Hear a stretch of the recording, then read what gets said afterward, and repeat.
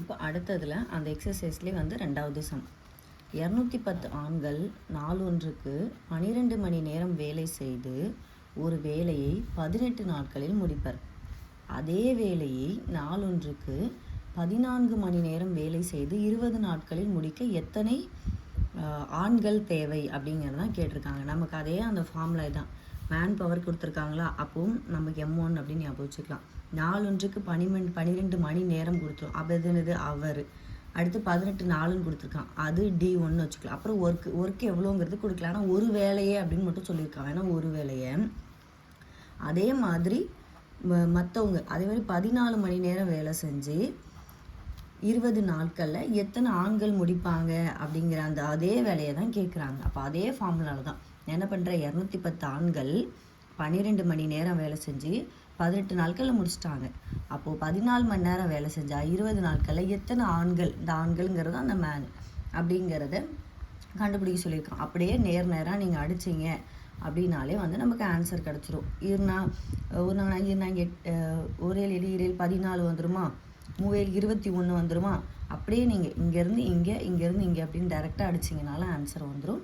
Man எவ்வளோ அப்படின்னா 162 ஆண்கள் சேர்ந்தால் 14 மணி நேரத்தில் 20 நாளில் அந்த வேலையை முடிச்சிட முடியுங்கிறத ஆன்சர். நம்ம ஒன்றுமே பண்ணல, அப்படியே கொஸ்டினில் கொடுத்துருக்கிறத நம்மளுடைய ஃபார்மேட்டில் அப்படியே எழுதி டைரெக்டாக அடித்தோம், நமக்கு ஆன்சர் வந்துருச்சு. இப்போ இதில் 3வது கொஸ்டின் பார்க்கலாம்.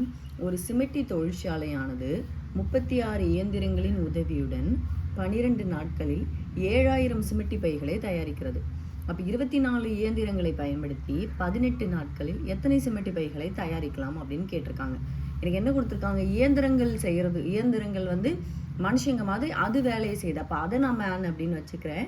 எத்தனை நாளில் செய்தான், 12 நாளில் செய்தான். செஞ்சப்பறம் எத்தனை சிமெண்டி பைகளை செய்தான் அப்படின்னா அதுதான் அந்த வேலை அப்படிங்கிறது 7000 செய்யுது. அப்போது 24 இயந்திரங்கள் வந்து 18 நாளில் எவ்வளோ சிமெண்டி பைகளை தயாரிக்கலாம்னு கேட்டிருக்காங்க. அப்போ formula M1 D1 divided by W1 equal to M2 D2 divided by W2. அப்படியே அந்த ஃபார்முலாவில் கொடுத்துருக்கிறது. நமக்கு எவ்வளோ 36 12 நாட்களில் 7000 சிமெண்டி பைகள், 24 நாளில் 24 இயந்திரங்கள் 18 நாளில் எவ்வளோ சிமெண்டி பைகளை செய்கிறது. அப்படியே நேராக இருக்கிறத அடிச்சுக்கோங்க. மேலே கீழே அடிச்சுக்கலாம், நேராக அடிச்சுக்கலாம். அடித்தா நமக்கு எக்ஸ் என்ன கிடைக்குது அப்படின்னா இது எல்லாமே அடி போயிடுது. ஸோ கீழே இருக்கிற இந்த 7000ங்கிறது தான் நமக்கு ஆன்சராக கிடைக்குது. அப்போது 24 இயந்திரங்களை கொண்டு 18 நாட்களில் 7000 சிமெண்டி பைகளையும் தயாரிக்கலாம் அப்படிங்கிறது தான் நம்மளுடைய ஆன்சர். இப்போ 4வது சம். ஒரு சோப்பு தொழிற்சாலையானது நாளொன்றுக்கு 15 மணி நேரம் வேலை செய்து 6 நாட்களில் 9600 சோப்புகளை தயாரிக்கிறது. நாளொன்றுக்கு கூடுதலாக 3 மணி நேரம் வேலை செய்து 14400 சோப்புகள் தயாரிக்க அதற்கு எத்தனை நாட்கள் தேவை. இதுவும் அதே நம்மளுடைய M1 D1 H1 ஃபார்முலா தான். ஆனால் அதில் ஒரு சின்ன சேஞ்சஸ் மட்டும்தான் நம்ம பண்ணோம். நமக்கு என்ன கொடுத்துருக்காங்க, 15 மணி நேரம் வேலை செய்து 6 நாட்களில். அப்போ 15 மணி நேரம் அப்படிங்கிறது வந்து நமக்கு என்னவா இருக்கும், H1 இருக்குமா. 6 நாட்கள் அப்படிங்கிறது D1 இருக்குமா. ஒர்க்கு அதனால் எவ்வளோ சோப்பை தயாரித்தாங்கங்கிறது 9600ங்கிறது நமக்கு ஒர்க்காக இருக்குமா.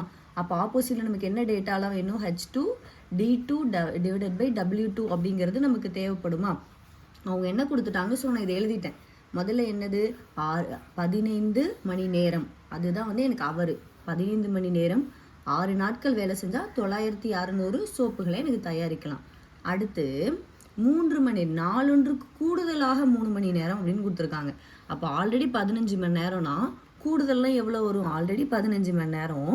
அப்போ கூடுதலாக 3 மணி நேரம் வேலை செஞ்சால் எவ்வளோ ஆகும், 18 மணி நேரம் ஆயிரும். நம்ம அப்படியே எடுத்துகிட்டு போய் டேரெக்டாக 3 மணி நேரம்னு போட்டுக்கூடாது. இந்த இடத்த மட்டும் நோட் பண்ணணும்.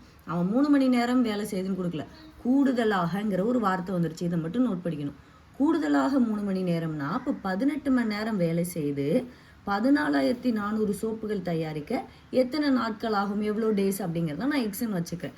இந்த சேஞ்சஸ் மட்டும்தான். அந்த கூடுதலுங்கிற இடத்துல அந்த 15 18 ஆக்கிட்டேன். 3 மணி நேரம் கூடுதல், 18 மணி நேரம் வேலை செஞ்சால் எவ்வளோங்கிறது அப்படியே நேராக அடிச்சிங்கன்னா ஆன்சர் வந்து நமக்கு 15/2ங்கிறத கிடைக்கும். அதில் ஆன்சரில் இருக்கான்னு பார்க்கணும். இல்லை அப்படின்னா அந்த சாதாரண பின்னத்தை என்ன பண்ணிக்கலாம், கலப்பு பின்னமாக மற்றதுக்கு ஒன்றுமே பண்ண வேணாம். அப்படியே 15 2ஆல் நீங்கள் வந்து வகுத்தீங்க அப்படின்னா எனக்கு வந்து ஈவு வந்து 7ஆகவும் மீதி வந்து 2ஆகவும் மீதி வந்து 1ஆகவும் கிடைக்கும். அப்போ அப்படியே எழுதிக்கிட்டு 7 1 2 அப்போ 7 1/2 டேஸ் அப்படிங்கிறத எழுதிக்கலாம்.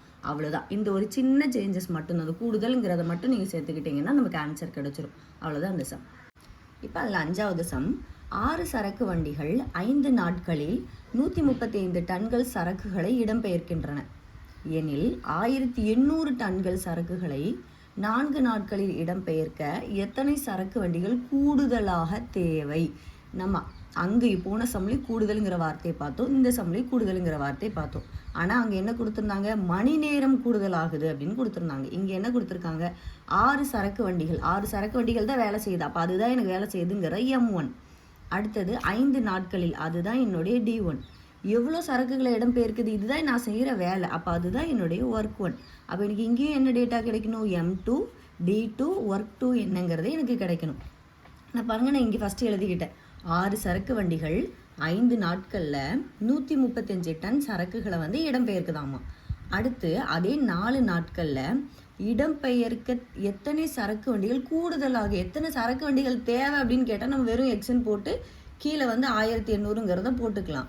ஆனால் இவன் இந்த 6 போக மீதி இன்னும் எனக்கு எவ்வளோ கூடுதலாக தேவைன்னு கேட்டிருக்கான். அப்போ ஏற்கனவே எனக்கு 6 இருக்குது, அந்த ஆறுதலோட இன்னும் கூடுதலாக எவ்வளோ தேவை, அப்போ இன்னும் கூடுதலாக தேவைங்கிறத நான் ப்ளஸ் எக்ஸ்ன்னு வச்சுக்கிறேன். எக்ஸை தான் எனக்கு கூடுதலாக வச்சுக்கிறேன். அப்போ ஆல்ரெடி 6 இருக்குது, 6 சரக்கு வண்டி இருக்குது, அதோடு எனக்கு இன்னும் எத்தனை சரக்கு வண்டி கூடுதலாக தேவை அப்படிங்கிறத ப்ளஸ் எக்ஸ்ன்னு வச்சுக்கிறேன். அப்படியே இது நீங்கள் அடிச்சிங்க அப்படின்னா எனக்கு வந்து இது அடிக்கும்போது 2 × 5 × 10 = 6 + எக்ஸ்ன்னு வரும். அப்படியே நீங்கள் இது பண்ணிங்கன்னா I 2 10 10 10 100, அப்போ 100 = 6 + எக்ஸ்ன்னு வரும். எனக்கு எக்ஸு தான் தேவையான, எக்ஸு தான் கூடுதலாக எவ்வளோ தேவைங்கிறத எனக்கு கேட்குறான். மொத்தமாக அதோட சேர்த்து எவ்வளோன்னு கேட்கல, அதனால் எனக்கு இந்த எக்ஸ் மட்டும்தான் தேவை அப்படிங்கிறதுனால இந்த எக்ஸ் இந்த பக்கம் வச்சுக்கிறேன். 100, இந்த 6ங்கிறது இந்த பக்கம் வந்துச்சுன்னா மைனஸாக மாறிடும். அப்போ 94. கூடுதலாக எவ்வளோ வண்டிகள் தேவை அப்படின்னு பார்த்தோன்னா 94 வண்டிகள் தேவை அப்படிங்கிறது தான் வந்து என்னுடைய ஆன்சர். ஒருவேளை மொத்தமாக எவ்வளோ தேவை அப்படின்னு கேட்டாங்கன்னா இந்த எக்ஸோட இப்போ 94 கண்டுபிடிச்சிருக்கோம், அதோட ஒரு 6 ஆட் பண்ணோன்னா அப்படியே நமக்கு என்ன கிடச்சிருந்துடும், அப்படியே டேரெக்டாகவே 100ன்னு ஆன்சர் கிடச்சிருந்துருக்கும். இப்போ வந்து என்ன கொடுத்துருந்துருக்காங்க, எனக்கு எக்ஸை மட்டும் நான் கூடுதலாக எவ்வளோ தேவைன்னு கேட்டதுனால நான் அப்படியே இதிலேருந்து அந்த 6 கழிச்சுக்கிட்டேன் அப்படின்னா 94 வண்டிகள் எனக்கு தேவைங்கிறது தான் என்னோடய ஆன்சர். இதுலேயும் பாருங்கள், அந்த ஒரு சின்ன சேஞ்சஸ் தான். போன தடவை மணி நேரத்தில் 3 மணி நேரத்தை அதிகப்படுத்தணும், இப்போ என்ன பண்ண உடனே 6, அப்போ வந்து இன்னும் கூடுதலாக எத்தனை பேருங்கிறது ஒரு ஒன்றுமே பண்ணல, கூடுதல் எனக்கு தெரியாத பர்சனை எக்ஸ்ன்னு வச்சுட்டு அப்படியே அதே ஃபார்முலாவில் போட்டு அடிச்செடுத்தோம்னா நமக்கு ஆன்சர் கிடச்சிரும். அவ்வளோதான். அதில் 6வது சம் இந்த எக்ஸசைஸில், ஏ என்பவர் ஒரு வேலையை 12 மணி நேரத்தில் முடிப்பார். பி மற்றும் சி அந்த வேலையை 3 மணி நேரத்திலும், ஏ மற்றும் சி அந்த வேலையை 6 மணி நேரத்திலும் செய்து முடிப்பார். அதே வேலையை பி தனியாக எவ்வளவு மணி நேரத்தில் முடிப்பார்? அப்படியே பார்த்தோன்னே நம்ம எப்போவுமே ஏ தனியாக பி தனியாக தானே பார்ப்போம். இப்போ என்ன இப்படி மாற்றி மாற்றி கொடுத்துருக்காங்களேலாம் யோசிக்க வேணாம். அவங்க கொடுத்துருக்கிறதுலேருந்தே நம்ம டேரெக்டாக அப்படியே வந்து என்ன பண்ணலாம் அப்படின்னா அதில் அவங்க கொடுத்துருக்கிறத வச்சு நம்ம சப்ஸ்டியூட் பண்ணி ஆன்சர் எடுத்துடலாம். என்ன கொடுத்துருக்காங்க, ஏ என்பவர் தனியாக ஒரு வேலையை 12 நாட்களில் செய்து முடிப்பார். நம்ம எப்போ எப்படி எடுத்துப்போம், ஒரு வேலையை 12 நாட்களில், அப்போ 1/12ன்னு எடுத்துக்கிட்டேன். அடுத்தது பி மற்றும் சி 2 பேரும் சேர்ந்து எவ்வளோ நாளில் முடிக்கிறாங்களாம், 1/3 நாளில் முடிக்கிறாங்களாம். அடுத்து ஏ ப்ளஸ் சிங்கிறவங்க எத்தனை நாளில் முடிக்கிறாங்களாம், 1/6 நாளில் முடிக்கிறாங்களே. இதெல்லாம் இது வரைக்கும் என்னுடைய கிவன் டேட்டா கொடுத்துட்டாங்க.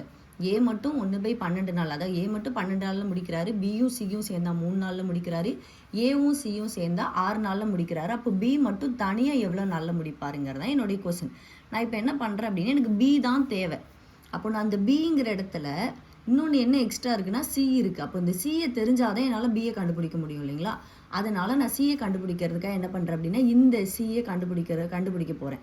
அப்போது இந்த சியை நான் ஈஸியாக கண்டுபிடிச்சிடலாம். ஏன்னா இங்கே என்ன கொடுத்துருக்காங்க, ஏ கொடுத்துருக்காங்க. அப்போ ஏ எனக்கு தெரியும், 2 பேரும் சேர்ந்தும் எவ்வளோன்னு தெரியும். அப்போ நான் சியை கண்டுபிடிச்சிடலாமா, அதில் சப்ஸ்டியூட் பண்ணனா. அப்போ அதை தான் பண்ணுறேன். அப்போ ஏவும் சியும் சேர்ந்து, அப்போது ஏங்கிற இடத்துல என்ன போடுவேன், ஏ என்னது 12 நாளில் முடிப்பார், அப்போ 1/12. சி எனக்கு தெரியாது, அதனால் சின்னு வச்சுக்கிறேன். ஈக்குவல் டு 2 பேரும் சேர்ந்தா 1/6 நாளில் முடிப்பாங்களா, அப்போ 1/6ன்னு போட்டுக்கிறேன். இப்போ எனக்கு என்ன தேவை, சி தான் தேவை, அதனால் சி அந்த பக்கம் வச்சுக்கிறேன். இந்த 1/6, இந்த 1/12 இருக்கு இல்லைங்களா, இந்த 1/12ங்கிறது எனக்கு அந்த பக்கம் போகும்போது என்னவா மாறிடுது, மைனஸாக மாறிடுது. அப்படியே மொத்தமாக எடுத்துகிட்டு போயிடுறேன், -1/12 மாறிடுது. இப்போ எனக்கு மைனஸ் இருக்கிறதுனால ரெண்டுக்கும் எல்சிஎம் எடுக்கிறேன். 6க்கும் 12க்கும் நான் எல்சிஎம் எடுத்தேன்னா எனக்கு என்ன கிடைக்குது? 12 கிடைக்குது. அப்போ எனக்கு இங்கே கீழே 12 வரணும்னா இங்கேயும் 2 பெருக்கணும், இங்கேயும் 2 பெருக்கணும். 6 2 12. ஸோ 2 இங்கே அப்படியே 1 பெருக்கினாலே போதும், -1ன்னு கிடச்சிருது. 2ல் 1 போச்சுன்னா 1 டிவைடட் பை 12. அப்போ எனக்கு சி கிடச்சிருச்சு. இப்போ ஈஸியாக கொண்டு போய் இந்த பி ப்ளஸ் சியில் நான் சப்ஸ்டியூட் பண்ணேன்னா எனக்கு ஆன்சர் கிடச்சிருமா? அப்போ நான் எனக்கு பி தான் தேவைங்கிறதுனால பி ப்ளஸ் சி எடுத்துக்கிறேன். பி எவ்வளோ? பி எனக்கு தெரியாது. சி எவ்வளோ? எனக்கு சி இப்போ தான் கண்டுபிடிச்சிருக்கேன். 1/12ங்கிறது ஈக்குவல் டு இந்த ரெண்டும் சேர்ந்தா பி ப்ளஸ் சி எவ்வளோ? எனக்கு 1/3 இல்லைங்களா? அந்த 1/3 அப்படியே எழுதிக்கிறேன். இது 13ல் 1/3ங்கிறத அப்படியே எழுதிக்கிறேன்.